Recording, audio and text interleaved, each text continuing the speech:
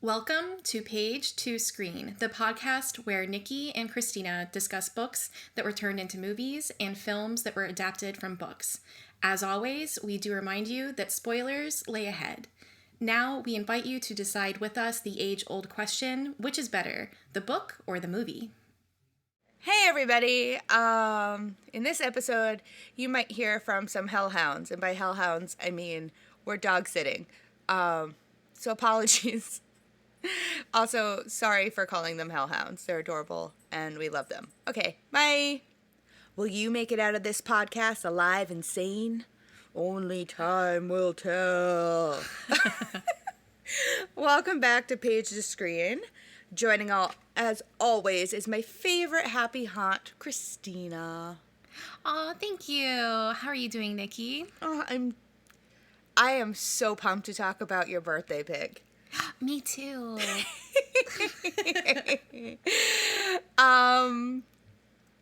Wow, Kristina. I picked one. It's my birthday, and we get to talk about Hell House. Yes, and I am, right off the bat, I had never seen this movie. I had never read this book. And how many times have you read this book or seen this movie? This was my second time for the book, and the movie is probably the fifth time. Okay. I'm glad we have an expert on the panel.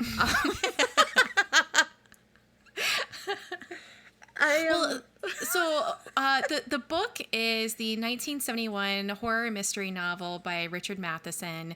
It follows Dr. Lionel Barrett, his wife Edith, mediums Florence Tanner, and Benjamin Franklin Fisher.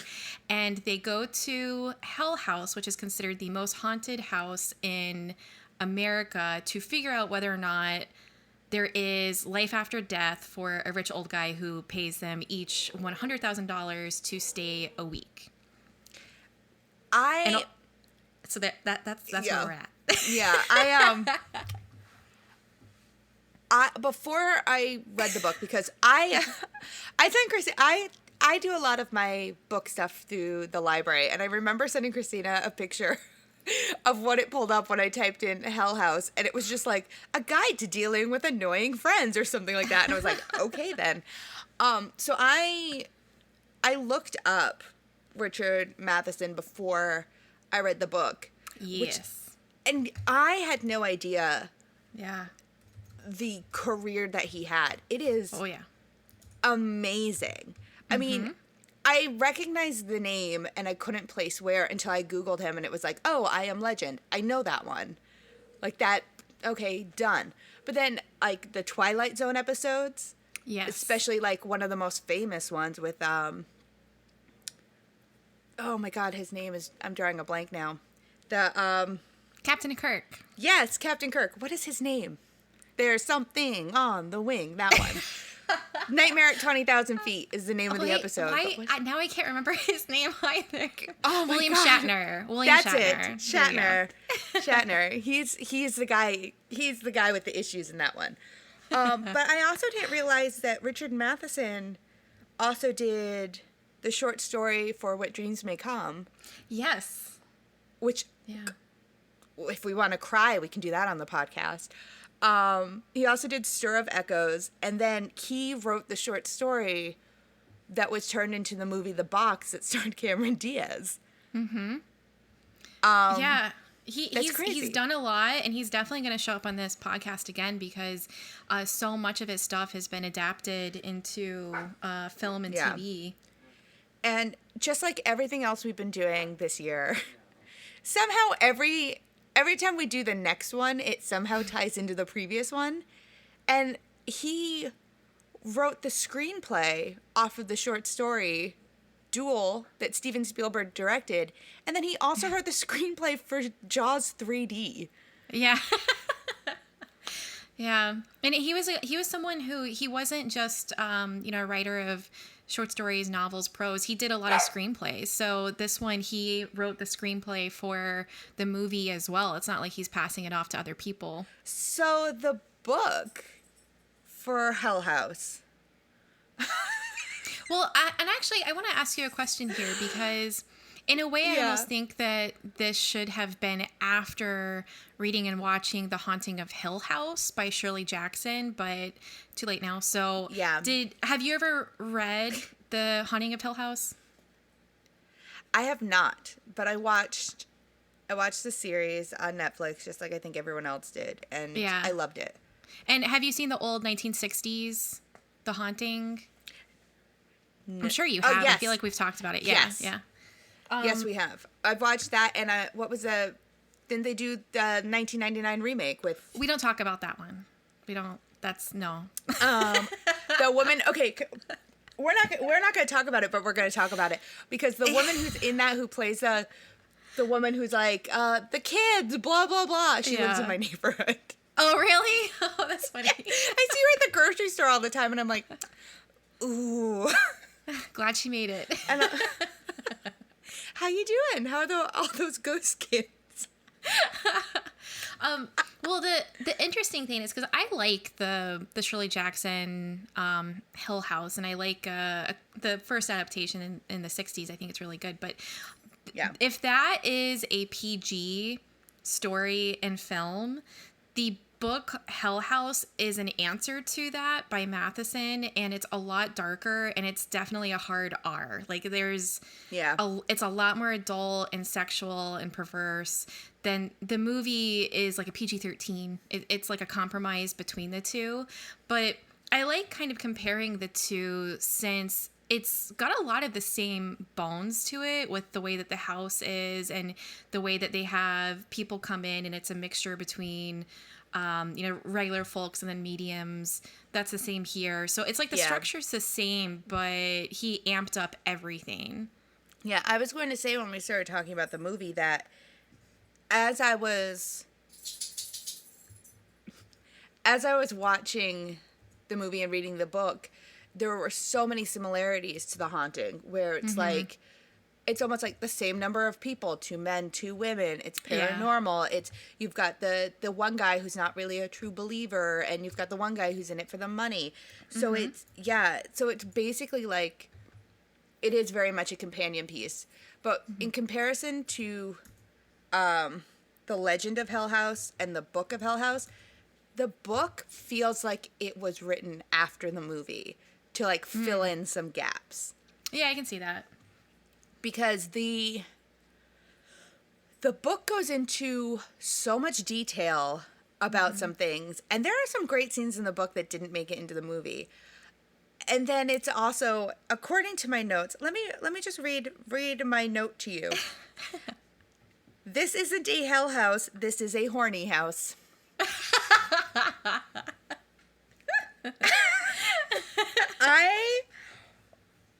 I was not okay. This guy wrote the short story for What Dreams May Come, and then he also wrote this book where there is like Anna Nicole Smith had sex with a ghost. This woman has sex with a ghost. It is. Well, she's raped by a ghost. Well, yes. Well, she was willing at first until she found out who the ghost was. Well, and he does it right before he actually penetrates her. So it's not good. Yeah. No, it's not good at all. This maybe we should take it a step back, everybody. This book goes. It's nuts. It is nuts, and oh my goodness, so the Matheson is very much like one thing. Whenever we get to I Am Legend, I Am Legend, which is people know it from the Vincent Price, The Last Man on Earth, and then there's the Will Smith movie, Omega Man. In the book, because he thinks he is the last man on Earth, there's a lot of it's about how horny he is and how there's nobody else around. And to me, I loved that part because it's true and it's honest. And here there's a lot of sex stuff too, but the bad guy is Belasco, who encouraged all of this hedonism and perversion. And it starts off with just, you can do whatever you want in my house. And then that progresses to the point where they're cannibals killing each other. And it's really heavy and there is a lot of sex, but I think it's fair enough. Yeah. It is balanced. I will say that. Like, it's not like It's not like a bunch of horny people running around the house, like, murdering each other and having sex with corpses or anything like that. Sounds rad. My kind of party. I mean, it's not like my 30th birthday. It's like, there is a good balance between that, because the way it comes across is like, murder is bad. It's how do I want to explain it? Remember the rules from Scream for a horror movie? Yeah. That's what he wrote in this book. Right. Really. Like, you can't drink. You can't have sex. Yeah. You know, there are so many things in this that, as you're reading it, because that's what I was writing down. As I was reading what was happening to everybody, I was like, you guys Randy laid it out for everybody in Scream, and you broke all the rules. That is why this is happening to you. And it was it was so interesting to see that written out in this book form, and, like, you know, have that understanding from later horror, so you can see how it really applied itself to everything that we have now. Yeah, and because there's that part where Fisher looks at Edith, and she's not even a drinker, but she's like, oh, well, why the hell not? And so she drinks, brandy, and then Fisher looks at her, and he's like, ooh, yeah, I wouldn't do that if I were you. Yeah. He's the Randy of the group. He's like, oh, no.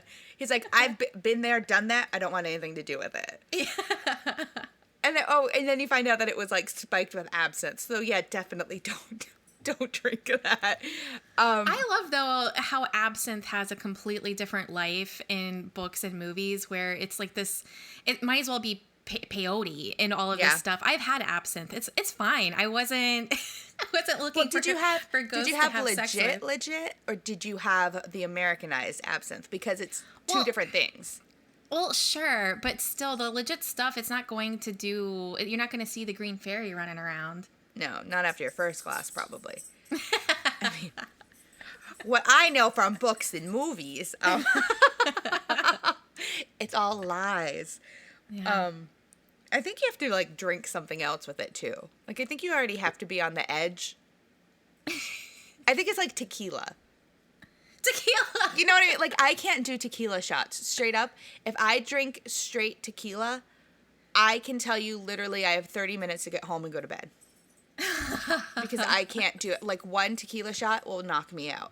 But a margarita, I can drink like 7 margaritas. I will still be, you know, on the floor, but I can drink those. Kind of participate in a conversation, maybe. Now that our boy Belasco knows what your Achilles heel is, he's going to just put out shots of tequila. Oh, well, I can easily avoid those. Ooh, gross. I'll smell them from a mile away. Trust me. I'll be like, not going downstairs tonight. That's something that I found interesting about the book, is that it's like when we discussed it in the Jaws episode, how everyone's kind of being attacked for their moral insecurities about things. That's super pronounced in this. It's like, what is your weakness and how can I exploit it? And boy, howdy, does he exploit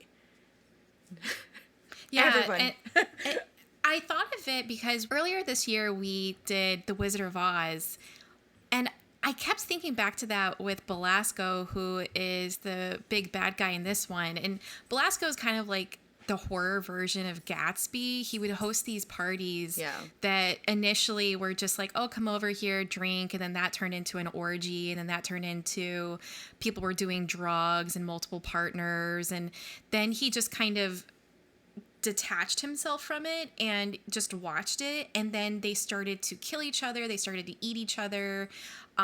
They would pretend everything is fine the minute like authorities came over, and it was just this like hedonistic hellhole. And then everybody there dies, but they don't know what happened to him. Yet clearly he is somehow involved in the hauntings in the house. And one of the mediums that is part of the book, Benjamin Franklin Fisher, was there, 20 years ago, and he was only a kid. I think he's like a teenager. And he was the only survivor of that attempt at clearing the house or figuring out what happened. And it's just cool the way that with Belasco, you don't really see him, yet he's pervasively everywhere, and he does figure out the way that people tick, kind of like the wizard does in The Wizard of Oz, and the way that he figured out what they were most afraid of and then turned himself into that in order to affect them.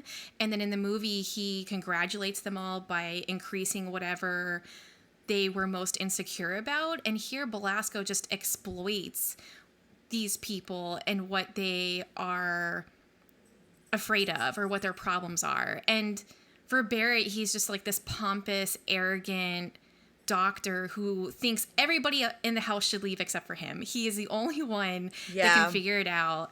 And then you've got Fisher, who's just completely closed off. He won't let himself be affected, which also means he's ineffective.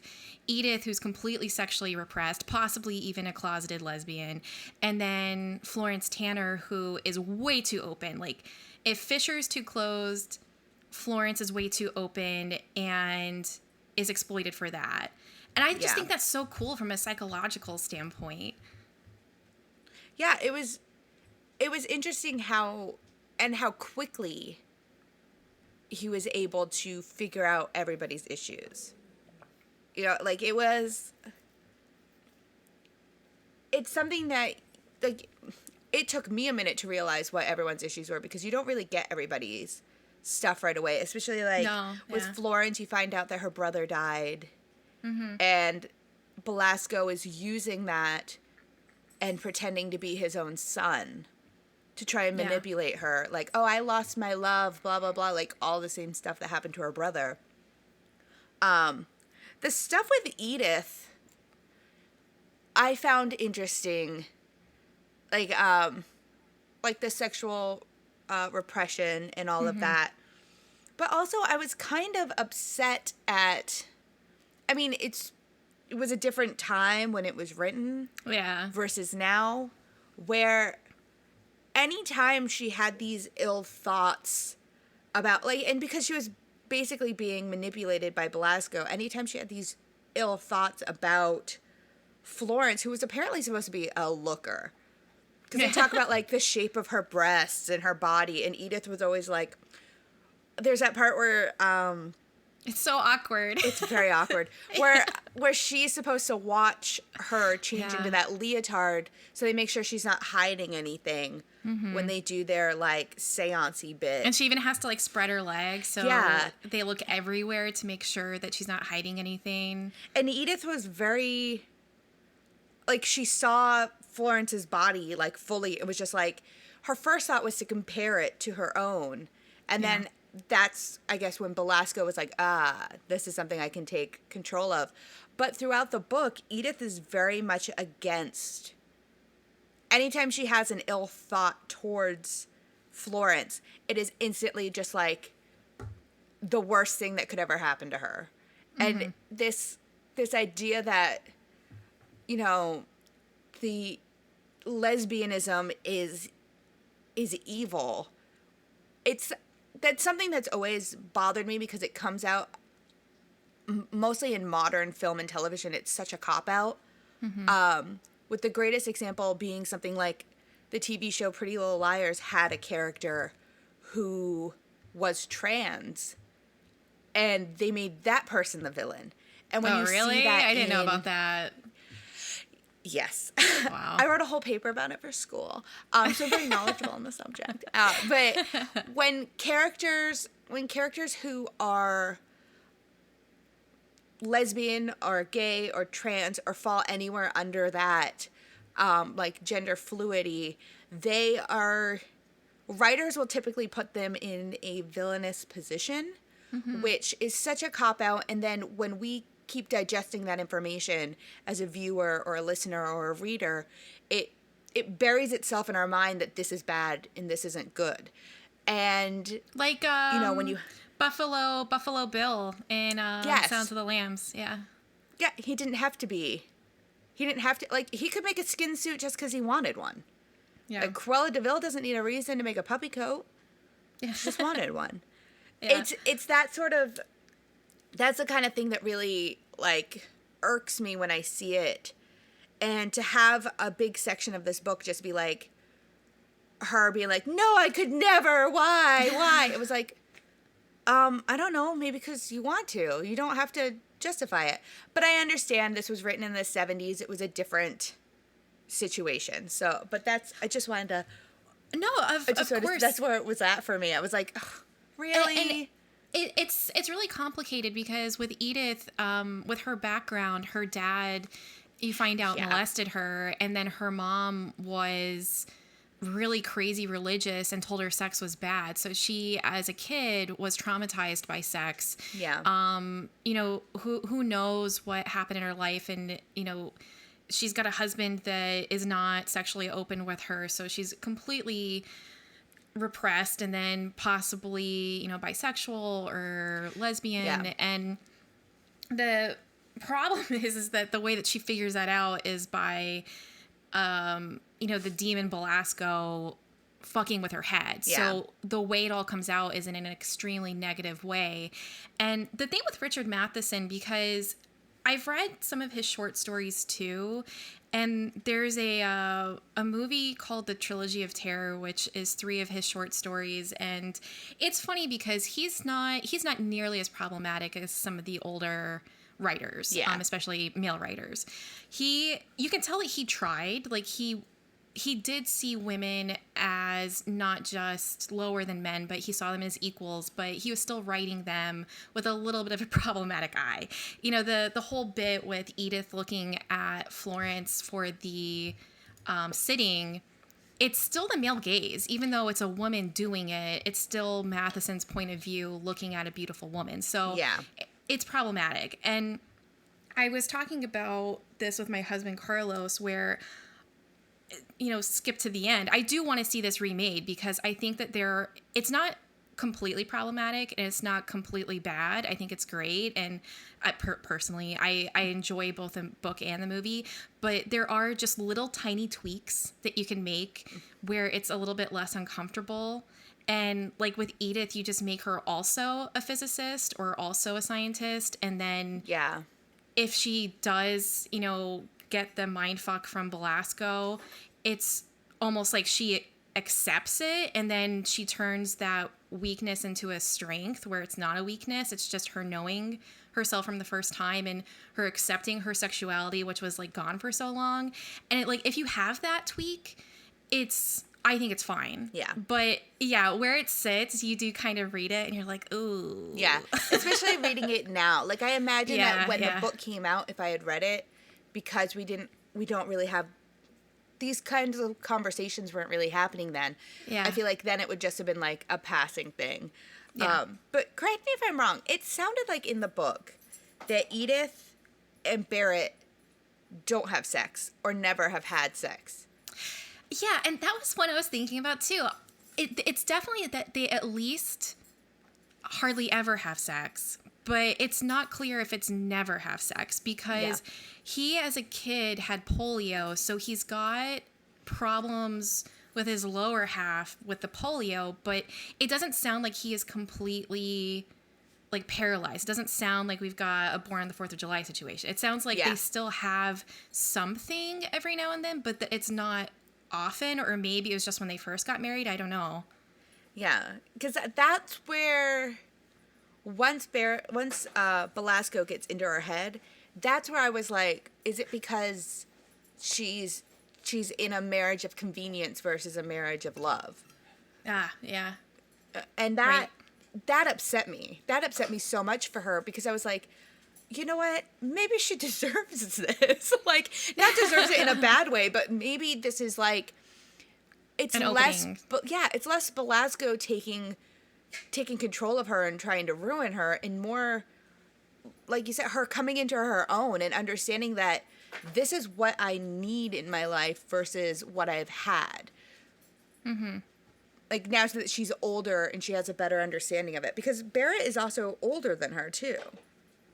Yeah, and it's funny because Barrett is, if anything, Belasco is clearly the villain, but if there's some sort of like secondary villain, I definitely think it's Barrett, just because of the way he disregards everybody, and he is just so dead set that his answer is the only answer. And as we find out, it's not. It's a mixture between both science and this, spirituality connection to Yeah. whatever Belasco is. And Barrett is just so dismissive. And I do think that Edith loves him. I do think that there is like a caring there.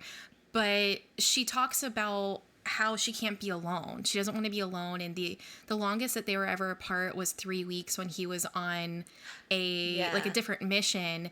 And so you wonder, like, is she with him just because she doesn't want to be alone? And maybe if he cannot have sex easily, if that's not an interest for him, then she'd rather just do that than have to deal with the fact that maybe she's not just straight. Maybe it's a little bit more complex for her, especially in this time frame.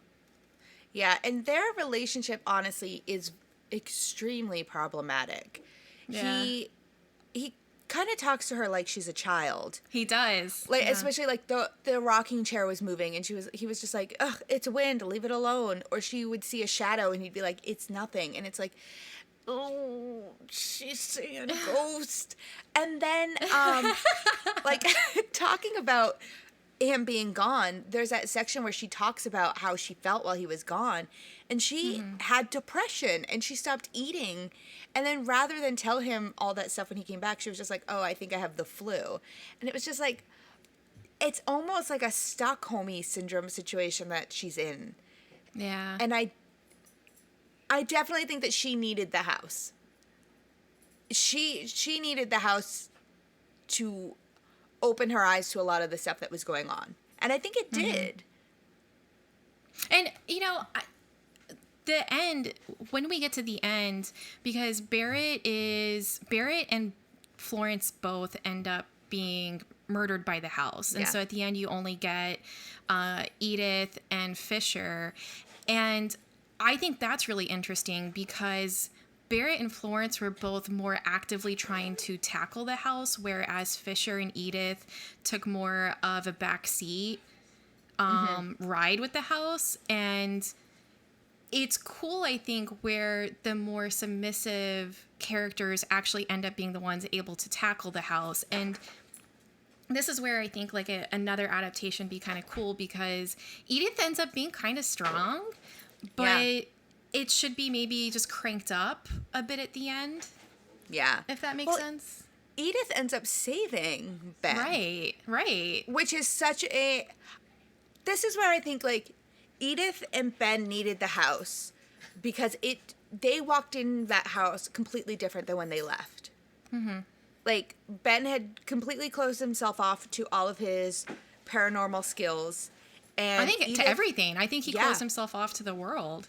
Yeah, he didn't want anything to do with anything after he survived that house.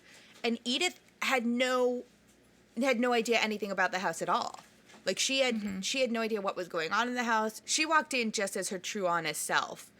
And when they leave, like Edith is super strong and super fierce and she's lost her husband, but she's not like she was sad for a little bit, but then she like put on her big girl pants and did what needed to be done. And Ben was no longer scared of what the house had done to him or what the house could do to him, and he got rid of Belasco. Yeah. Speaking of getting rid of Belasco, to jump to the end of the book, I think that was the weakest part of the book. It ends up being because it is like a horror mystery, so some of the last bit of the book reminds me a little bit of like the ending of The Thin Man, Yeah. Where it's just William Powell in a room explaining everything that happened. That's really how I was like, how are you connecting these dots? Yeah. Because the whole book, it just didn't go that way. Okay. So, and well, hold on. I'll let you say something because I don't want to assume what you're going to say, even though I think I know exactly what you're going to say. So go ahead, and then I'll comment. I didn't even know what I was going to say. I think the idea that the ego being the thing that kept him there, it had such a good buildup to what Belasco was. Like, you are assuming that there are 18,000 ghosts in this house and all of them are haunting everything, and you find out it's just one person, and he's really only there because he's got a big ego. And that's not like a penis reference. Like, he literally thinks he's better. It could be. I mean, I've heard what happens in that house. But it's just like his ego is what trapped him there. Kind of. Like, it is, because like they find him in the porn church. Let me just hold on. Porn church. That's how it's like described. Like, the big statue of Jesus has a very erect penis, and then it falls on floors. There's a whole bit that we just glossed over. This church is like horny church, which is weird. But they find him behind that wall, and he's sitting in that chair, and he's so sure of himself that he won't even drink. Well, like, he starved himself. I love that part. Yeah. Yeah, they find that water there with him. Like, he's testing himself to prove how strong he is against everything. And it's just like ego, you know?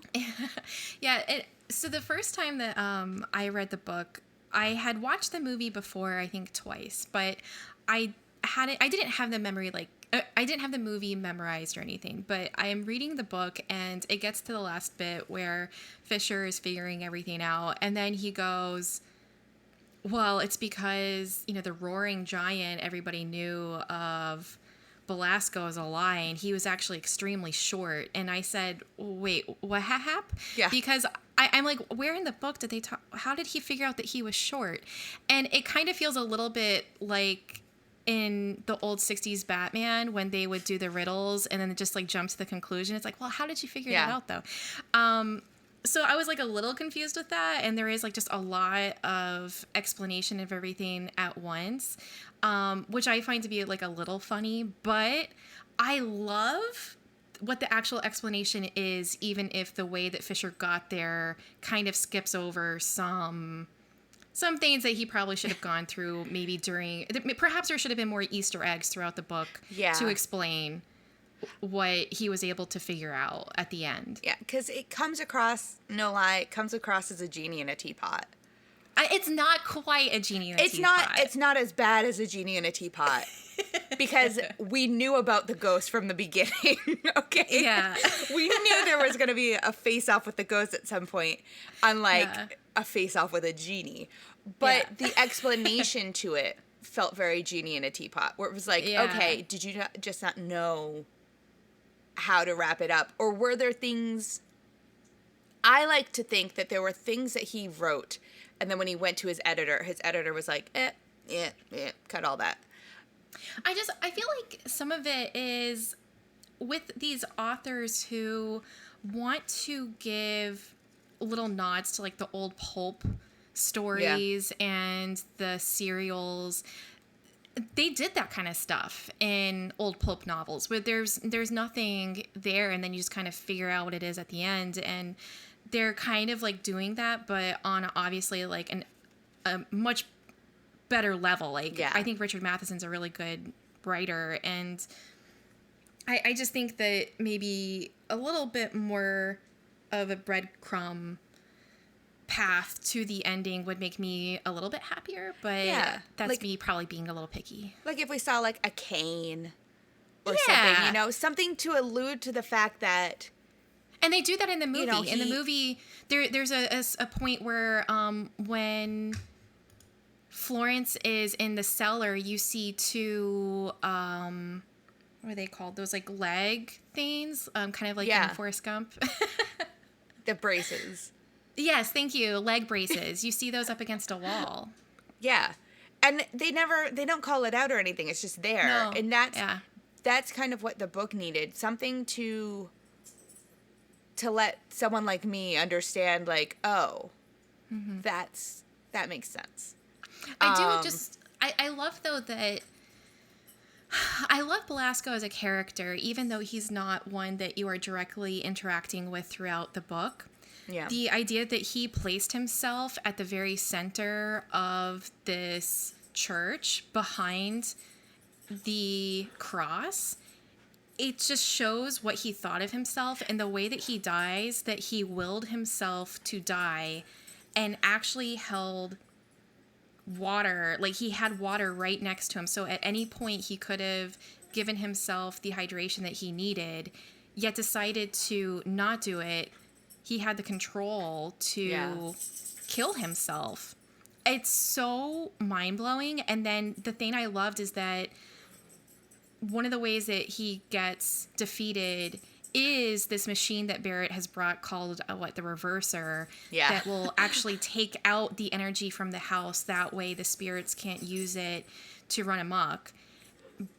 Belasco's only able to get thwarted by both the machine and by Fisher connecting once more to the house.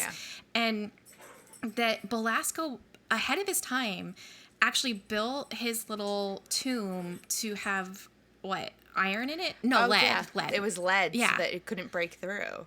That's so cool. I love crazy. That.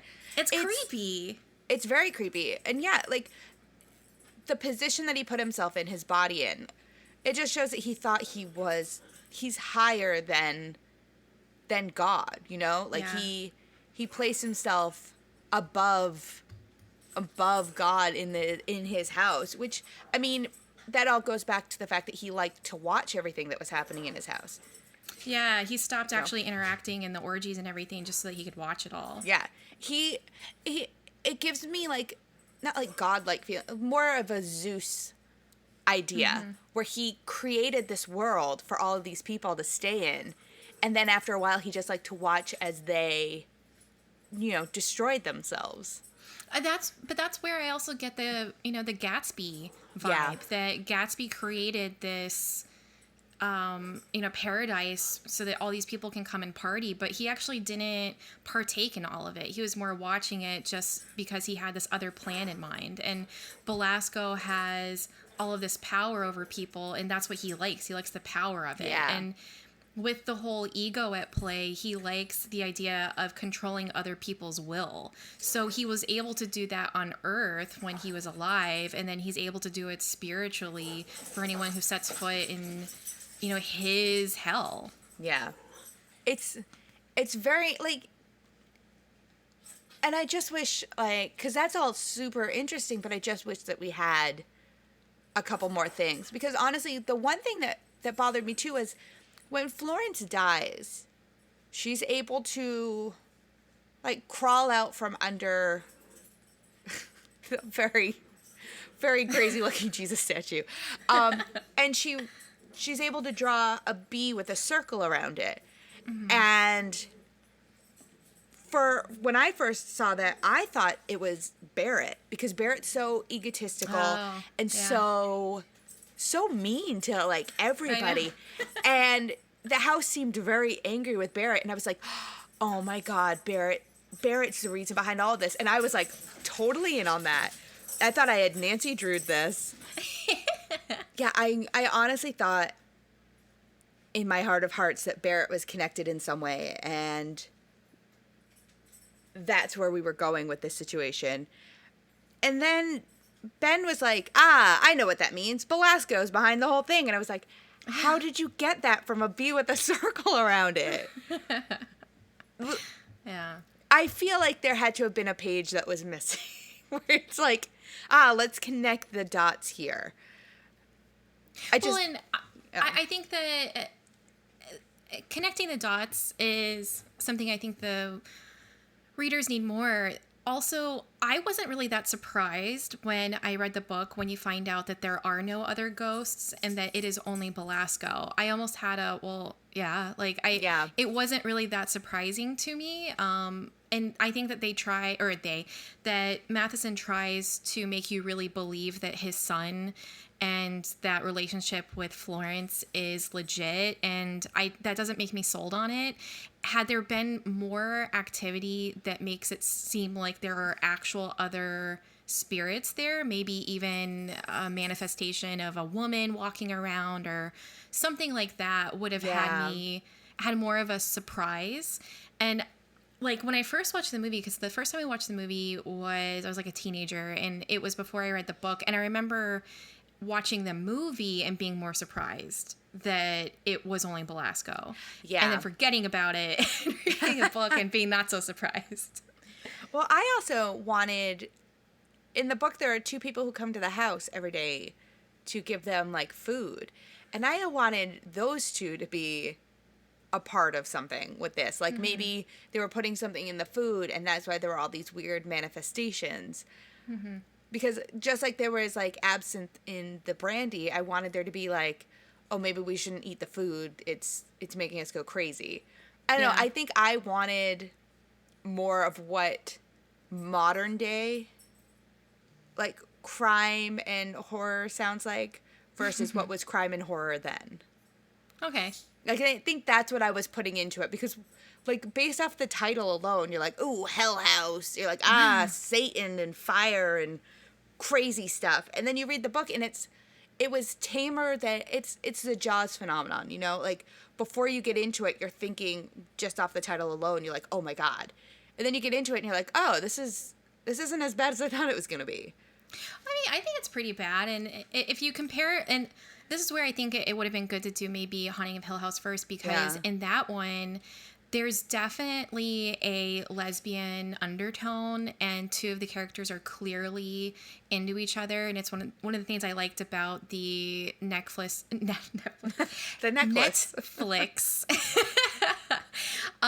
series that Mike Flanagan did, because, you know, it's not it's not subtle. It's clear, and you have characters that are out. So I liked that, but you go from just something you can read into with Shirley Jackson to there's a three-way between Edith, Florence, and a decaying ghost in her bathroom. I mean, even though it's only like maybe 3 paragraphs, I mean, that's pretty obscene.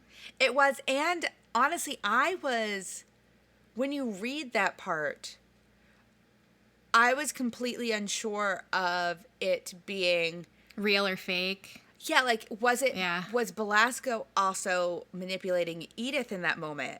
And Edith was actually there. I was like, this is getting, like, balls to the wall, insane. That's probably the craziest part of the whole book. It's crazy. And then you find out that, no, Florence imagined the entire thing. I was like, okay, I don't know what is... I was like, oh, what is real and what is fake? Like, it is getting to me now. And, you know, I was just thinking how, and part of it is like these people, but then also the time and everything, but you get someone who is a medium now, and like perhaps they're just like really sexually open, and then they get to the house and then Belasco's doing that to their brain and they're like, oh, hell yeah, like let's... Yeah. Ooh, okay. Yeah, I'm into it. What's the problem here? And Belasco's like, damn it, I gotta try something else. Yeah.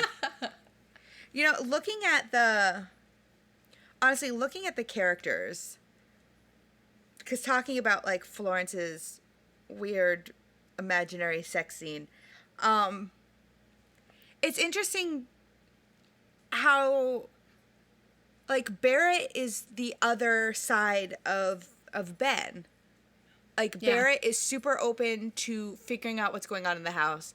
Ben doesn't want anything to do with it. Florence is super sexually charged from the moment she enters the house. And Edith is super not. Because they talk about Florence doing she asked if she can do that reading, and she's just like, the way Matheson describes it is she's like rubbing her hands over her body, and and Edith even comments how it's like this weird, like, sexually charged sort of thing that she's doing to herself. And it's interesting to look at those 4 characters and know that, you know, they're all the opposite reflection of each other. Yeah, and with Florence, she is an ex-actress and then, you know, became like a spiritualist. And it would be cool to see a retelling of this book and her character expanded upon, because now that we are in this post-Me Too era, I mean, you can play it a couple different ways where Florence could just be extremely open and she isn't afraid of sex stuff, and she's not afraid of using her body for certain things, or it's something that perhaps she was an actress and she's used to her body being used. So if she's allowing it to be used in order to contact the spirit, she's fine with it. And then unfortunately, that openness is exploited by Belasco in horrific ways. And I don't know, there's like interesting stuff with that where she's not repressed. She's not Edith. She's not like closed off to that side of herself, and yet she's also kind of doing what a lot of girls do, where she's not seeing the red flags with a really bad guy, and the bad guy's lying to her in order to sleep with her. I mean, I think most women can side with that and understand that. And the thing that's like upsetting is that Barrett, being a total dick, like blames her for it. He blames her for being open and calls her, like gaslights her, says it's all in her head and she's making it up. She's not making it up. She's just being lied to by perhaps the world's greatest manipulator. Yeah, and to that effect, he keeps telling Edith that all these marks all over Florence's body is just Florence doing it to herself. All those, like there's that part where they talk about her. Edith has all these bite marks on her breasts, and not Edith, Florence. Florence has all those bite marks all over her breasts, and he's just like, she probably did it to herself. Yeah. I don't think like, so. When I watch Ghost Adventures and someone has like a scratch on their neck, okay, they probably lied about the scratch on their neck. When you're reading this book and Florence was just raped by a ghost and one of her nipples is hanging off, I'm pretty sure she didn't do that to herself. Yeah. I mean, I've known people to do things for attention, but this ain't it. Yeah. She went a little too far if that's what she's trying to do. And she's in pain like a lot of the time. And Barrett basically like ignores her pain and is like, well, you shouldn't have done it. But she didn't. The body horror to her pain, it really gets to me. Like one of the first times that she is physically assaulted, and then she goes into the bathroom and she has these wounds that are just gushing and she has to clean them. Oh my God. Yeah. It gets under my skin. And then she kills a cat. Well, I wrote down that she was a cat murderer before I finished reading that whole section. She didn't kill the cat. She threw the cat. No, she bashed the cat's head against the floor, and then it got up and ran away because it was possessed. When I was doing research, there is this one website that I saw, and I guess for each book they'll have a couple different categories that they fill in, and one of them is body count. Category. Yeah, and the body count was something like 42 people, one cat, and it made me laugh. I was actually really upset during that scene. I was like, I know the cat's possessed and it's going to kill you, but please don't kill the cat, because I knew I hadn't seen the movie yet, and I was like, I cannot watch this. Honestly, reading the book, the whole time I was reading the book, I was like, oh my God, I have to watch the movie? Oh my God. I had no idea what I was in for, especially the benefactor of this entire thing dies. And his son was totally against it. You find that out in the first chapter. And then Barrett calls him to be like, listen, everything's hunky-dory. We're good to go. And the guy who picks up was the money manager or whatever. And it's like, I'm not supposed to tell you this, but we're not coming. Like, what? And he's like, so fucked up. We're just going to leave you guys there. What? No. It's just it's such a good twist that the reason why they're mostly there, except for maybe Fisher. I think he's the only one who it's a reason for him to go back, but it's not the reason for him to go back. Yeah. That they all want to use this money, and it's not even a bad way. Barrett is thinking about his future research, and also he wants to set up money for Edith when he dies. And then Florence wants to start her own spiritual place where she can do all this stuff for the good. And then to find out that not only have you been just ravaged for days, but you lost all that money. Horrible. Yeah. what kind of person just like hires a bunch of people and just leaves them there? Like that's just awful. Also, he waited a really long time. Like, he's old and he's dying. He probably should have thought of it earlier. Yeah, but I mean, also I feel like when you're at that point, it's never until you're like 10 seconds away from doing something that you're like, oh man, I should have done this instead. You get desperate, yeah. Yeah. Yeah. And that's the thing that didn't really play out either was I assumed that he wanted this research done so that he could prolong his life, you know, into the afterlife. Mm-hmm. But it's never like a full circle thing or anything. Like with things like The Haunting being in my mind while I was reading it and watching the movie, I always just assumed like, oh, if you die in that house, you're going to become a ghost there. But that was before I realized that Belasco was in charge of everything. Yeah. So I had assumed from the beginning that the guy who paid them all to be there was going to show up at some point and die in the house. You know, kind of like American Horror Story season 1. Well, I think it all goes back to Will and Belasco being able to control Will. Yeah. He wanted to manipulate people and control them, and he had a very strong will. And the whole thing about someone's character and what they can control with their own minds and spirits, that he had such conviction in what he did that he was able to control consciousness, and he defeated death in a way. And I think it's a good thing that most people can't do that. And it's that thing like that about ghosts where they say that, and this is if you believe in ghosts or not, but they say that, you know, if you just die peacefully in your sleep, you're not exactly going to become a ghost. If you die because something horrible happened and you were murdered and it's just like this really horrific death, that leaves a bigger imprint, and then they're more likely to come back. If you're in the hell house, you don't want to die, number one, and number two, you don't want to be tormented forever. So I don't think that you would want to exactly stick around there. I always thought the thing with ghosts was like if you had unfinished business. Well, I don't know. If I die today, I'm not coming back to do the laundry, I'll tell you that. Look out, Carlos. Looks like that's on you. He's just like crying, sobbing into I miss her so much. And he like folds the towels. Oh, at least they're towels that'll absorb his tears. Now I gotta clean him again. Yeah. Which, by the way, flawless. That sounds just like him. Yeah. No, you know what's great? He's always going to be crying, so he's always doing laundry. That's his hell house. It is!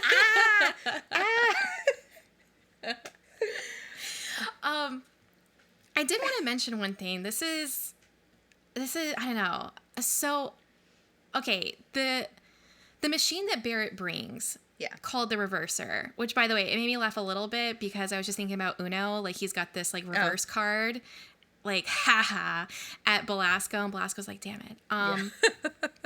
No, so the whole thing is that he's got the idea that there's no such thing as ghosts.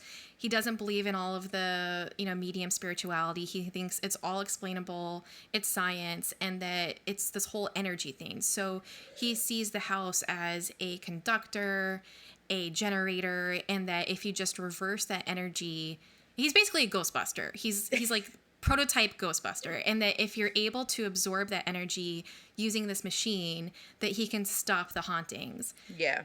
So I was thinking, and it reminded me of, do you know about the God Machine? Yes, I have heard of the God Machine. Okay, so the God Machine was... It's also referred to as the new motor or the new mode of power. Yeah. And it was this thing that this guy created. I have his name here somewhere, where he seemed like a normal person at first, where he was actually like pretty, yeah. He seemed like pretty, like a regular, John Murray Spear, that's his name. So he wanted the world to be a better place. He wanted utopia. He wanted equality. He was for social equality. Mm-hmm.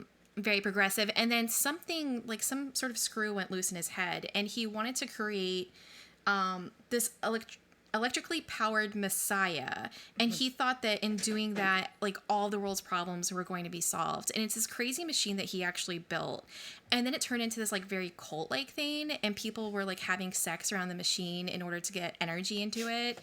And I'm like, this kind of makes me think about that, but it's the opposite of that. It's literally like the reverse of the God machine, where instead of creating power for the good of things, it's reversing power to stop the bad things. And I went back and I was reading about it, and then something struck me, because the spear guy claimed that he was in contact so weird. Claimed that he was in contact with a bunch of dead people, including some of the founding fathers, and that Benjamin Franklin assisted him in building the machine. And then when I saw Benjamin Franklin, I'm like, well, wait a minute. Fisher's full name is Benjamin Franklin Fisher. Yeah. And the God machine ended up being in Massachusetts, and then they moved it to New York, and then eventually they just like shut it down. And all of this takes place in Maine. And I just thought, like, Richard Matheson was a really cool guy. He obviously was super into science fiction, all this stuff. He was good friends with Ray Bradbury. There's no way he didn't know about the God machine. And I'm sorry, but that coincidence of Benjamin Franklin helped build the God machine, allegedly, and then probably what is clearly like your favorite character in this book is also named Benjamin Franklin. I don't know. I don't think it's a coincidence. You know, I do love characters named Benjamin Franklin. I mean, Benjamin Franklin Gates from my favorite movie, National Treasure. Definitely. It's all connected, baby.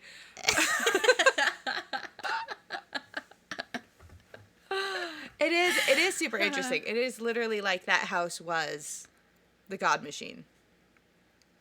You know, because all the orgies and everything and the energy in that house. Oh, it's like the answer to it. Yeah. Where the house is not built for something that's supposed to solve all the problems. It like brings everybody down to zero. It's just destroyer of everything. I also just like the idea that this guy was like, Benjamin Franklin helped me build it, because my knowledge of Benjamin Franklin, he had gout a lot of the time, and he had to be carried around in one of those, like, oh God, what are those things called where they carry you on your wheelchair. shoulders? No. He was carried in his wheelchair. No, they had like, you know how Cleopatra was always carried around on one of those like lounge things with the four men? Benjamin Franklin was carried around in the carriage version of that. Anywhere he needed to go. Yeah. So I like to think of this guy who's being carried around by a bunch of men being like, well, it's righty-tighty, lefty-loosey. Listen, if I end up like, hopefully it doesn't happen, but if like, you know, Carlos dies and I'm still alive and I'm older and I have a lot of money, I'm going to say that I've got gout, wink, wink, and four men have to carry me around, and then I just like show up to places like Cleopatra. Listen, we've already discussed our future plans. French maids and everything. It's going to be fabulous. Oh, but I do have a question for you, though. Okay. Because Benjamin Franklin apparently helped him, that means Benjamin Franklin is a ghost, right? Yes. He was able to contact him. Yes. I don't believe Benjamin Franklin is a ghost. I don't think he had any unfinished business. I don't think he died in a weird way. But of our founding fathers, which one do you think would actually come back as a ghost? I think almost all of them would want to, just because they were that kind of pompous. Really? I feel like Washington was just like, I'm done. I'm out. Yeah, he was kind of like, I'm washing my hands of this. Yeah, I think he's definitely like, leave me out of this. I didn't even want to be president. I do like that I told you all about the God machine, and the one thing that you don't believe is that Benjamin Franklin was a ghost out of all of that craziness. Listen, the orgies by the machine to get the energy, fine. Benjamin Franklin, that's where I draw the line. He also got some lady to give birth to it.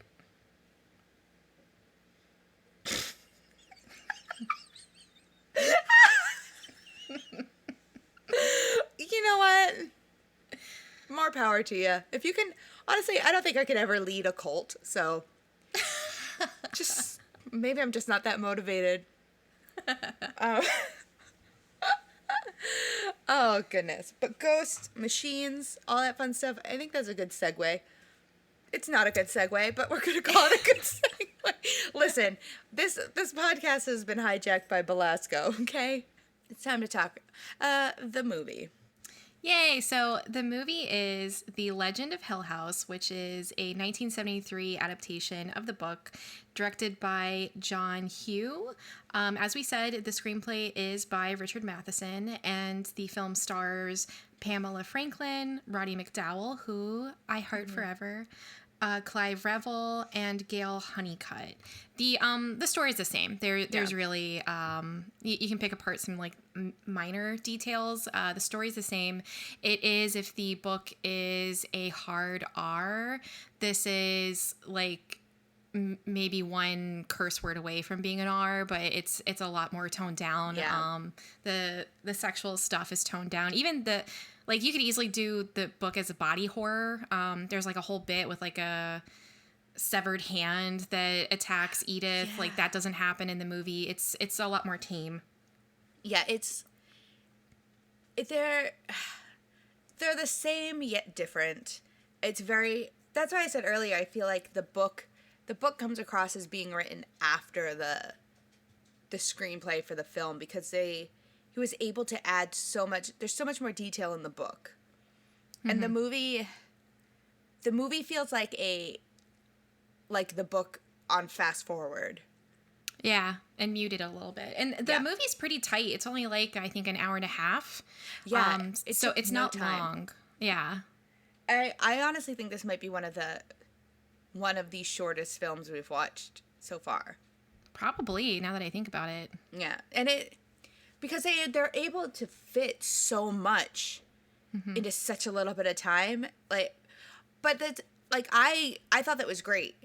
But on the other hand, it's kind of like a disservice to the viewer, because if you haven't read the book, you're missing out on a lot of really interesting stuff. Like, one of the things that I wish they had in the movie is everyone gets to visit like these murky, like the moors or whatever. Yes. Yeah. And there's so much that happens out there, and none of that's in the movie. And the steam room from hell, that's not in the movie. And that's a part that I wish was in the movie, and that's a part that's in the book that aggravated me about Barrett. Because he is trapped in a steam room. He's locked in a steam room. No one can open the door. It's definitely a ghost. And then he comes out and he's like, door must have expanded. But speaking of Roddy McDowall, when I saw the trailer for this movie and saw that he was in it, I was like, this is why. This is why Kristina picked this. I love him. There's only, if Chris Sarandon was in this, you would have been like, we're doing this every episode. No, I like Roddy McDowall a lot, and for me, like the first time I saw him was in Planet of the Apes, and then he's in Cleopatra. He's in again a Twilight Zone. I love the Twilight Zone. Richard Matheson wrote a bunch of episodes for Twilight Zone. Roddy McDowall is in several episodes. It's just really cool. There's also, I wanted to point out, a lot of Batman connections in this movie. Yeah. Roddy McDowall played Bookworm in the old 60s TV show, and then he voices Mad Hatter in Batman the Animated Series. The actor who plays Lionel Barrett in the film voiced Alfred Pennyworth in the Batman animated series for only, I think, a handful of episodes, like 3 in the first season. And then, of course, you also get Belasco, who you only hear his voice, and then you see him in the very final moments, played by Michael Gough, who is Alfred in the 89 and the 90s Batman films. Yeah, the movie is a lot more toned down. Yes. It's not... Like, Roddy McDowall is really the one who explains a lot of the house. There's a whole scene where he explains what's happened in that house and why it's called Hell House. And that's really the most explicit, like, part of it, where he talks about, like, it was, the drugs and the exhibitionists and all this stuff. And then you don't really see it, like, in the book. like they don't ever actually like experience it to that effect. No.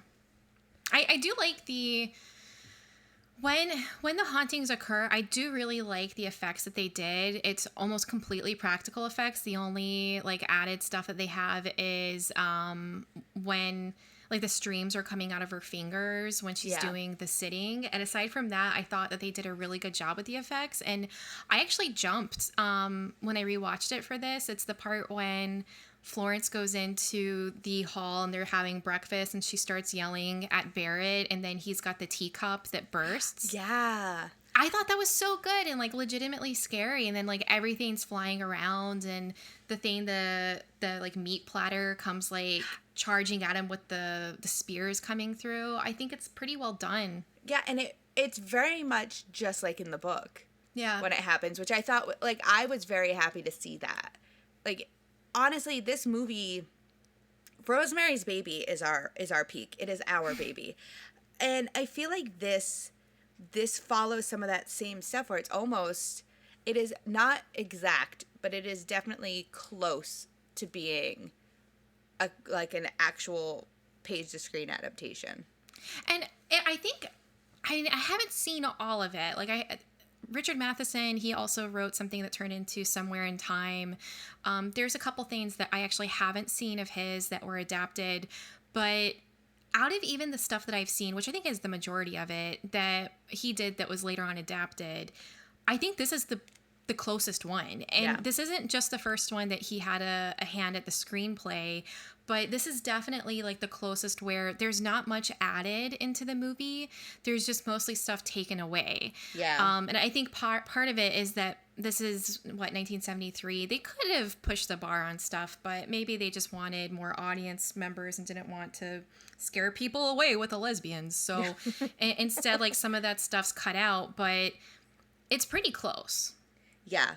Like, there's just a few things here and there that are different. Like, the steam room stuff is gone. A lot of the overt sexual stuff. Like, she doesn't find the book full of nudie photos. And Nudie photos. Nudies. Boobies, It turns boobies. It turns out, like, the book, you cut to it, and it's just the journal from Superbad with all the dicks. Would not surprise me. And it just keeps cutting to her face, and she's like crying. They also like omit a lot of the reasoning behind some of the stuff. Like, you don't find out about Florence's brother. You don't find out about Edith's past with her father. But I feel like a lot of that was probably cut either for timing purposes or for rating. The whole bit about, you were talking about the $100,000 that everybody was going to get, and then it turns out that the guy dies. That's not in gone the movie. too.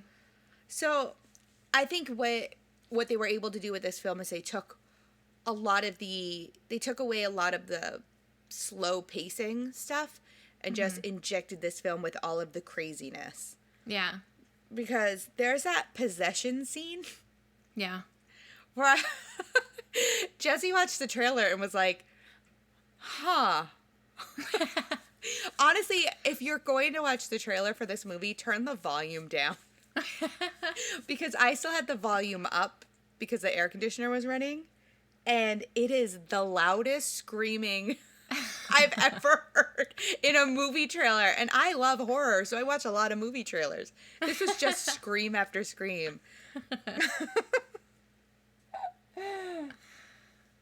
But, yeah, I liked the movie for what we got from it. And I do wish that there was just a wee bit more from the book that was able to carry over into the movie. But I understand why cuts would have been made. It's something that I think is genuinely still scary. Like, there's parts like that, like, cup scene when Florence is in her bedroom and she sees, like, the figure underneath the sheets. Yeah.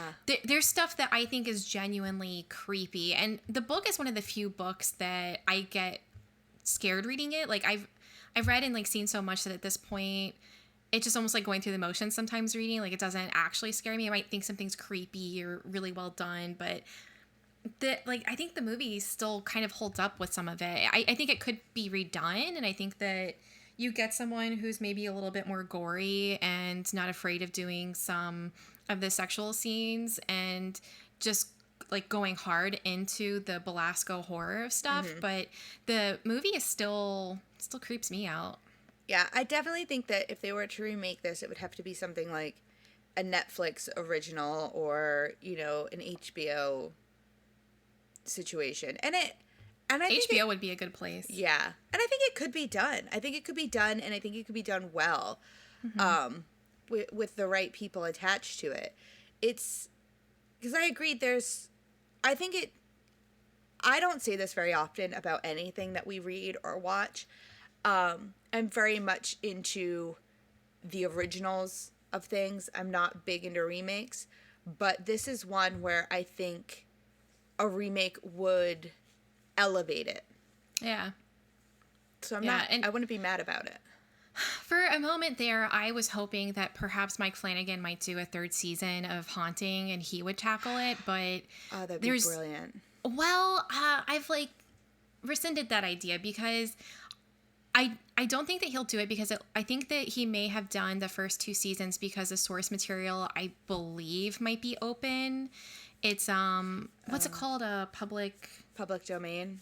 Thank you. Yeah. I think that they're in the public domain, both of them, whereas the Matheson estate has clearly not let that go. So that might be a reason why. And then the other one is that I think Mike Flanagan, although he does spooky and haunting stuff so well, I think that he is more interested in like kind of drama stuff and more of like a heart and like familial kind of situations. Yeah. Whereas you need someone with more of that, you know, almost like perverse eye. And I was saying that I was talking about this with my husband, and then he said, like, you get, what's his name, Eli Roth, like, to do something. And even though I'm like a little mixed with that, like that is kind of what I think you need. You need someone who will go a little bit further with some body horror and with pushing the envelope with some of those scenes, but then still being able to do a good story. Yeah. I think someone like Eli Roth could definitely pull it off. He's reined himself in a little bit more. Yeah. Since doing some of his previous work. I think he'd be good at it. I think Jordan Peele could do it. Oh, well, and I was saying, too, that it's sort of like when we were talking about, you know, the females in the movie, that there's just a slight tweaking that I think you need to some of these characters. And I was thinking about how it's a bunch of white people. Like, you need to, like, mix in a little bit more representation in whatever the next adaptation would be. And, like, the one thing I think that the current movie from 1973 does that is sort of an undertone in the book is that Fisher doesn't really have much of a sexuality in the book. Like, they say, basically, Belasco makes Edith and Florence suggest that he wants them, but he doesn't actually show that at all. Yeah. And then I think it's interesting having Roddy McDowall play him in the movie because Roddy McDowall was a gay man, and having Fisher be possibly gay and then turn completely closed off from the world and also kind of closed off from any relationships with relationships with people, that having Roddy McDowall there is interesting. And I would want perhaps that character to be gay in like the next adaptation. Yeah. Yeah, there's so much you could expand upon with that character.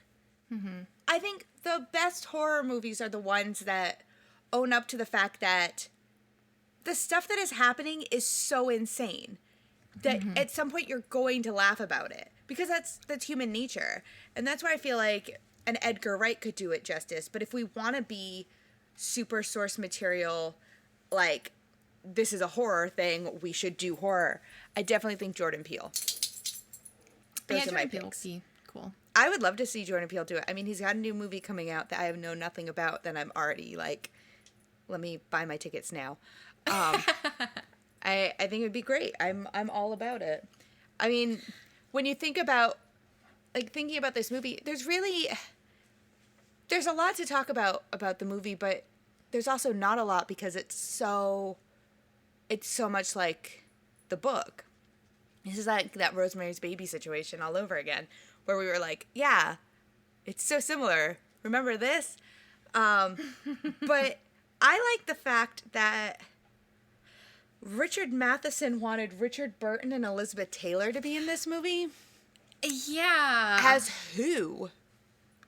As the married Barrett couple and Edith. Yeah. Could you imagine? Could you? I mean, think about Elizabeth Taylor in the 70s. Yeah. Just hold that thought for a minute. And she's supposed to do the scene where she comes downstairs and she's all sweaty. Yeah. She's like covered in sweat and she's standing in front of Roddy McDowell and she's just like, all of us together, naked. I'm like, I'm sorry. I die. I am getting a time machine. We are going back to the 70s and I want Elizabeth Taylor to audition for this role doing that scene. I have to see it. Well, and Richard Burton would be a great Barrett because he's pretty pompous too. Yeah, I am all for this casting. Well, and Elizabeth Taylor and Roddy McDowell were best friends. It would have been perfect. Can I say that? And like, the cast is great in the film, but this would have just brought it up a notch. Yeah, I would not hate that. I'd be down. I mean, if you plug Elizabeth Taylor into anything, I'm like, yeah, sure, I'll watch that. Yeah. Flintstones, got it. I believe that's the Flintstones Viva Rock Vegas.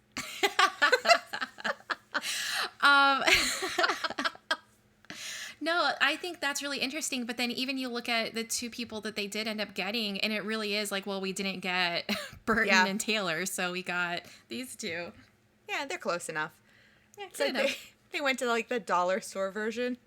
Oh, no, I wouldn't say that. Not like in a mean way. Listen, you can buy some good stuff at the dollar store. They probably are a lot cheaper. Yeah, they went down a peg. But it also helps because, the setting changed and, I mean, you wanted this cast of English actors to be in an English manner. Yeah. And I think that helped out with the house visually because a big house in Maine, cool. A big house in England, spooky. Well, yeah, and that's like a big change that I'm okay with, where the house in the book, yes, it's in America and it has a lot more like Art Deco-y kind of decor in it, whereas this is old school classic Gothic. Yeah. It's got everything that you want, from the chandeliers to spooky candelabras, statues. It's like all the old school haunted mansion stuff that we like to see. Yeah. In fact, watching the movie, when they're walking around some of the spaces, all I could think of was a Haunted Mansion ride at Disney. I know. I was like, oh man, I need to go to Disney. At one point, I pointed out, I think it's the wallpaper that's in Fisher's room, and I said, oh, I love that wallpaper. And then Carlos goes, you just like it because it looks like the Haunted Mansion. No. What? Never. Me? I do like the idea that because the whole, both the book and the movie, it leads up to Christmas, so they end up getting out of the house, I think, on Christmas Eve, like end of the night, and then in the book, Fisher looks at Edith and says, oh, Merry Christmas, and like that's the line, last line, and I thought, like, oh, they don't have any time to buy people presents, so maybe they just grab stuff from the house. They're like, oh, here's these candlesticks and this Jesus statue with an attached dildo, and here's a dead cat. Sorry, I ran out of time. So wait, that brings me to my question for you about this. So there's a lot of discussion about different movies and when they take place versus the genre that they're in. Technically this takes place during the holidays. Oh, I see where you're going. Is this a Christmas movie? No, it is not a Christmas movie. Well, now it is. I think I'm gonna watch it on Christmas Eve. You just want to open up the Die Hard argument. No, this is more like the Nightmare Before Christmas argument. Well, because that's where it falls into. If a movie takes place during that time period, like another great horror movie, but Black Christmas. That's a great horror movie. Should we be watching these more during the holiday season? And are we doing a misservice to ourselves and others? Well, disservice, not misservice. Are we doing a disservice to ourselves by not including these when we watch things like the Santa Claus? The Santa Claus has a murder in it. And we watch it like it's nobody's business. It starts with the murder of Santa. Spoiler alert. So should we be associating these other films that also take place during that time period when we're considering watching a murdered Santa in the Santa Claus? There is something just so fun about horror films taking place in Christmas, whether it's something kind of light and funny like Gremlins or something like Black Christmas. Even a couple years ago, God, what was it called? There was like 2 different ones that came out right around Christmas, and they were like really cool. And for this, when you talk about how Belasco like buries himself in a church, I don't think that maybe he's aware. I don't think that he is a ghost that just wakes up every morning and goes, today is November 2nd. Like, I don't think he knows that. But I think certainly once they enter the house and he is around them, he understands that it's almost Christmas too. And that just plays into all the blasphemy and his like desecration of everything religious. And I think that he probably got off on that. Like, it's even better that this is leading up to, the day that Christ was born, allegedly, and that I'm fucking around with them at this time. See, look, I think we just opened up a bigger I think this is a bigger discussion. I think when we do record again in December, I think we really need to touch base on this and see like what I would really love for everyone to just let us know what their opinions are. Because this is something that, honestly, until watching this movie and realizing the time period, it's not something that really registered with me that it's definitely Christmas. Even though I read the book and they say it, too, in the book. Multiple times. Yeah. But it's also like Return of the Living Dead starts on like July 3rd. Should we be watching that as our 4th of July movies instead of Jaws? Like, there's this... It's much like my theory that there's a Billy Joel song for everybody. I definitely think there's a horror movie for every holiday. Yeah. When we discussed Fisher and how he's completely closed off from the world, he's not exactly got a family waiting for him on Christmas Day with, a ham or whatever. He's at fucking Hell House with a bunch of strangers. They're all there without their families or friends with a bunch of strangers. And the only 2 people that are somewhat together is a married couple that are completely disconnected even though they're together all the time. Now you know what's going to happen? I'm going to have to rewatch the movie and reread the book and pick it apart a little bit more. And you know what? That's what I love. I think that's something I love so much about the horror genre. And I'm so glad that this was your pick for your birthday, because you and I are both really big into horror. We're really big into everything, really. I mean, duh. But I feel like horror is where our best form is in horror, because there is so much to pick out and analyze, even just like scene by scene in some movies. And I definitely think that this is one where I am going to continue to revisit it, whether it be during the holidays or just a random Saturday. Have not decided. And really go back and look at it through the lens of, this is like the week before Christmas. And I did laugh when she's getting attacked by the cat in the movie. That scene in the book is frightening. Yeah. That scene in the movie cracks me up, and it's in the trailer, so I got to laugh twice. It's like there's something about Mary with the dog. Yes, and you could tell it's fake. You can tell instantly that animal is not alive. And then I screamed when it switches to the cat cam. Oh, yeah.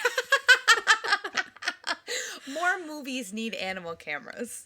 They do. And nowadays you see cat cam just because they don't want to pay for the special effects of having like the actual thing seen by the camera. But that one was like it's the spirit like running after her, and it's the cat cam. Yeah, it's like the Jaws view. Yeah. When the shark's underwater. But this was way better. This was funnier. I do want to say another fun thing that I found out about this movie is a company I used to work for. Oh, I saw what you were about to say. I saw it and I screenshotted it and I meant to send it to you and I kept forgetting. It's funny because now I'm going to have to go onto the website and read it, because you can go and read all the old reviews from the movie section. Yeah, they called the film disappointing. Yeah. Disappointing. Yeah, I saw that review. I saw that and I was like, they would say that.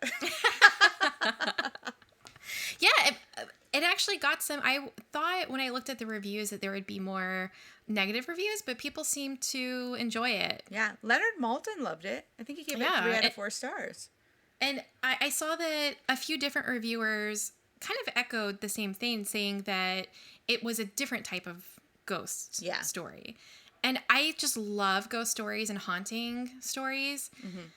And a lot of them, and like the original, the Haunting in the 60s, like there's just something so creepy about it. And sometimes it's less is more stuff. You don't have to have just a straight up ghost appear before somebody. It's little things like whether it's the door moving in The Haunting or the red ball dropping down the stairs in The Changeling, the papers up in the air in The Others. It's that cup breaking in Legend of Hell House. That stuff to me is way creepier and scarier than just seeing straight up like a ghost and it's all nasty looking at you. Well, it's definitely like the fear of the unknown. Yeah. And that's stuff that kind of happens in your day-to-day life. Not like a cup you're holding breaks, but like you I'm so angry. Like a chair, like a rocking chair moves and you're just like, what was that? Or like there's a flutter of a curtain and you're like, oh, okay. Or a dog's barking in a corner, not staring at anything, and you're just like, all right, there's either this dog is crazy or there's something in this room. You know, it's this idea that you're never alone. Yeah. That is the scariest thing. But even though like the ghost stuff isn't like my number one go-to, this movie was like, I jumped during the dining room scene and I knew it was going to happen because I just read the book. Mm-hmm. Or you know when I jumped when his machine blew up in his face. Yeah, that was good too. I knew something was going to happen because of reading the book, but it jolted me and I was like, oh my God, is he okay? Like it's expected but unexpected. See, and like I love this movie and I love that part and I think it's done pretty well. And at the same time, I want to see it again, and I want more body horror because in the book, it's really creepy because they explain that his eyes get like gouged out. Yeah. He's basically blinded and it happens in the movie too, where you see it and you see just a quick shot of his face and it's covered in blood. So it's not like they were completely ripping that out, but I do want, even though I'm not like a big gore person, I do like body horror when it's done well. And if you had a moment where you actually saw like more of his eyes and some trauma to them, and then like his hand gets like severed and then it goes over to Edith and then she thinks it's him and then it's just his hand. Yeah. Like, that would be like so cool if you saw that in a movie. Like even if they kept the film the same way, but that was the one scene where they like heightened everything because you're coming to the main climax of the film at that point. That I think would have been great. I mean, you don't need to keep in the part where Florence is like crawling her way out from underneath the giant penis Jesus statue thing. Like, you don't need to have a lot of, like, the scars on her chest and all of that stuff. But that should have made its way in there just a little bit. Yeah, and like with Florence, I don't need like her body to be exploited the whole time in an adaptation, but I did miss when it's the ghost rape scene, and right when she realizes that it's not this like nice just guy that she needs to help out, and she sees it's like described as a decomposing man, like you get really good effects on an actor above her, and it's just like this rotting, decomposing body, maybe even with like, I always refer to it as like the 80s slime. Like you get some 80s slime there. Oh my God, that would have been, but then you cut it right there. Like it's just a really quick shot and then it's cut. Like, oh, I would love that. When they were talking about the decomposing man, do you know what my first thought was, since you're talking about the slime? You know, the gooey, drippy guy in Nightmare Before Christmas? Yeah. That's what I thought of. And I was like, oh my God, if that was in my face, oh no. Oh no. Are you kidding me? I would have left the house days ago. And I love that part because it really is the horror that, and it's not just women, it's like, you know, people just in general. It's not a gender thing, but when someone is in like that kind of experience, and like no matter who is on the other end of it, they are monstrous. So to show it from like a spirit that needs help to something just monstrous, it's the visual representation of what's occurring. And that is where it's not just like a horror thing, it's a representation thing of what the evil entity is. Yeah. And I think we definitely needed that, because in the book, Florence kind of, I mean, she gets gaslit again, but she has that moment where, you know, right after it happens, she runs and tells everybody. Yeah. She tells everybody, she was like, you were all right. I was being used. This is what happened to me. And Barrett was still kind of like, yeah, sure. But I do, we really needed just a wee bit, tiny, just a tiny little sprinkle of some of the more graphic things that happened in the book. Did you notice, by the way, because I like the music in this movie, I think that it's understated, and then I just love the sound that plays every time you see the little thing at the bottom of the screen showing the date and the time, so you're seeing the passage of time, and the sound that plays I think is so unique and really cool. And the music was done by Delia Derbyshire and Brian Hodgson, which are two very British names. I don't know if they're British, but you can't be Derbyshire. Yeah, that's got to be British.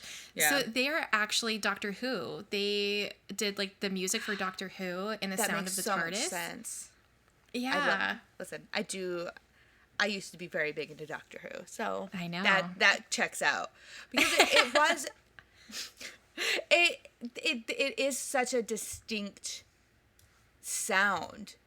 And I don't think when the date shows up and it makes that noise, I don't think I've ever heard that in anything else. Yeah. That's where it's unique. And that's the type of stuff that with scores, I think that scores shouldn't be just blasted at you. They shouldn't be the main thing you're thinking of in a scene all the time. Scores are often best when you might not even be aware of it until later on, when you understand that there was like a connection between the music and what you're seeing. And I can tell you that I didn't even catch the score for this until probably the third time I watched it. And now like I can't unhear it because I think it's just so perfectly fit for the film. Yeah. And it wasn't the kind of music where, you know, like with Jaws, you get like a musical representation of what is about to happen. It's its own character in the movie. Yeah, this score was just kind of soft, and I don't want to say it was soothing, but it was kind of like, I felt like it was a false security, the score. Do you know what I mean? Yeah, and Yeah, and it has this repetitive, it almost sounds like someone galloping. Like it's got this repetitive Yeah. beat that I think is very much like the energy. It's the energy of the house. It's something that's just constantly going, which is very Belasco. It's like he's constantly at play. Yeah. Well, that beat reminded me of like a heartbeat. Oh, there you go. See? Like the house is alive. Mm-hmm. And I wonder if that's why I found it almost like a soothing sound. Yeah. You know, where it was just, yeah, they did a good job. Yeah, and and repetitive music, as long as it's not, as long as it isn't like an obnoxious repetitive music, it is easy to play without you actually noticing it, because it's not a lot of bombastic differences in what you're hearing. So if you could go into Hell House, would you?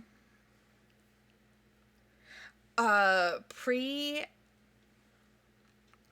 Benjamin Franklin yelling at him about being a short guy, or post Benjamin Franklin yelling at him about being a short guy?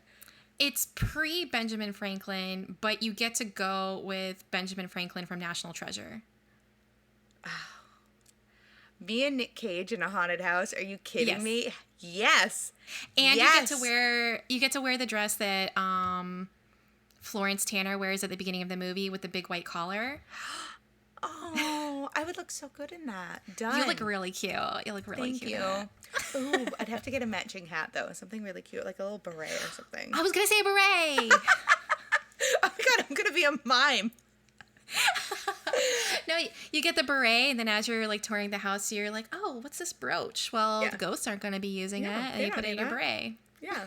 No, see, the problem with it being me and Benjamin Franklin Gates from National Treasure is that I would have to follow him. We wouldn't be bothered by ghosts. Actually, the ghost would be bothering him, because I'd be going around the whole house going, stop putting that in your pocket. Like, you can't take that. And he'd be like, oh, I'm going to steal Belasco. Don't do it. He pulls up a truck and he tries to like put the whole body in the back. Like, he's just taking things left, right, and center. And I'm like, come on. You're going to upset the ghost. I do want to say one last thing about the movie, and I know I've already expressed my love for Roddy McDowall, but I love Roddy McDowall, and I think that his performance is flawless in this film, and that he brings such a life to Fisher, and I think that Fisher is the type of character that in the right hands is juicy, and in the wrong hands could be very boring. And McDowall just has this, I want to call him Roddy because he's a friend of mine. Roddy just has this perfect mix of fragility, intelligence. He's belligerent a few times, like when Barrett is saying shitty things, either just completely dismissing the mediums or acting like he knows everything. And there's like a part where he refers to Belasco as like, yeah, when he died, and then Roddy looks at him at like, died? Did he die? You don't know that. Nobody knows anything about the way he died. And I don't know, like he's an actor that takes his time without chewing scenery, and I love him. Okay, everyone, it's the hardest part of the podcast, the part that Jesse has to do the most work on as we discuss back and forth our true thoughts and feelings. And I think the more I look at the list, every time I look at it, I'm like, wow, if someone saw this, they would definitely be like, ooh, are you guys okay? But I think it's shaping up really well. So our 15 book list is now our number one perfect page-to-screen adaptation, Rosemary's Baby. Then Wizard of Oz, High Fidelity, and coming in fourth place, this week's episode, Hell House. Then fifth place, Waiting to Exhale. Then Jaws, A Night to Remember. Who Framed / Who Censored Roger Rabbit. The Birds. Forrest Gump. Born on the 4th of July. Valley of the Dolls. Mommy Dearest. Ready Player One. And coming in last, as always, Eat, Pray, Love. I am very excited to do this again at the end of the next episode. Because all of the books to date, even back when we did Dracula last year, we always thought when there were multiple adaptations of something, we will try to pick the one that is maybe the best adaptation. Yeah. That way it makes our job easier, I guess. But the next one that we have decided is not that way. Yeah. So I think it'll be very fun when we get to this section to argue about it. Yeah. Because I'm already totally bugging.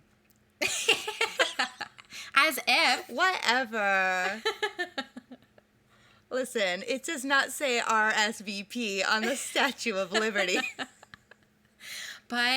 And that means that you do not have to RSVP to the next episode. Yep. It is completely open. Yeah. So, in case you couldn't tell by how excited we are about the next episode, we are doing a classic book with a very modern adaptation. We are doing Emma and Clueless. Boop-boom. I have never read Emma.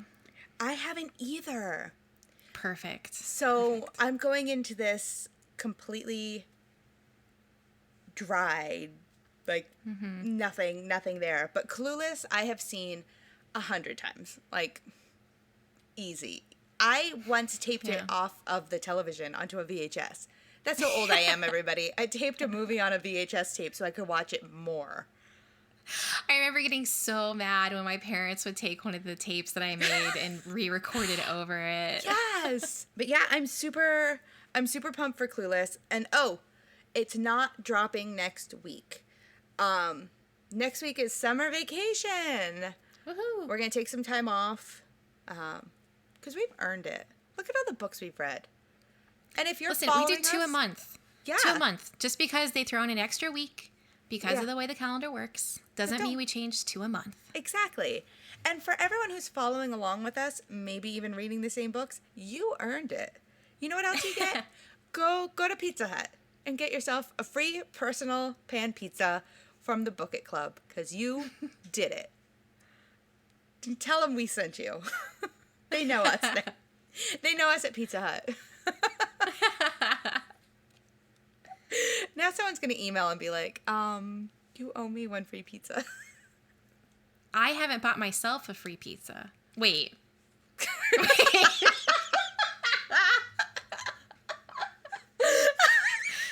I don't think you need to. Kristina-isms. Yeah, listen, we've read about 15 books this year alone. We're tired. The thing that's See, we're tired. I am very appreciative of our podcast and, of course, talking with you because this is going to be the first year in, I think, 4 years that I am on track to read all of the books that I would like to read in 1 year because it keeps me accountable. And I'm also reading my own books that I want to read like outside of this or not adaptations that we won't be doing until they're adapted and everything gets adapted. So who knows? But I'm actually on track. I think I'm 3 ahead right now. So yeah, in 2 weeks, come back. We'll be doing Emma and Clueless. And then we've got something really exciting happening after that one. So stay tuned. Yeah. And as always, thank you, Kristina, for following me into the depths of hell with this one. Aw, thank you, Nikki. It's been fun. Yeah, I promise if you ever get crushed by a very phallic Jesus statue, I'll try and help. I'll try and pick thank you you. up. That's very sweet of you. And if you ever get raped by a ghost, I'll believe you, I promise. Thank you. That's what friends are for. Yeah, that's what friends are for. Exactly. And thank you to Jessie for, thanks to Jessie for, helping to clean up the episode and make us sound smarter. He works really hard. At the beginning of this one, he was changing, I don't know what he was doing. It sounded like changing wires and sounded very hard. So I appreciate him. He does the hard work. Mm-hmm. So thank you, Jess. Thank you. And thank you, Carlos, for letting me take your wife for an hour or so. Fun fact, it takes us well over an hour to record this. So thank you, Carlos, for letting me take her for like a full 24 hours. Jesus, it's not that long. No, it's just like, it's like in the movie, there's just that sound for the passage of time, and it just keeps going every hour we're doing it. Oh, well, Kristina, I'm super pumped. Super pumped for the next episode. So me too. I'm very excited. until then, bye. Bye. Bye.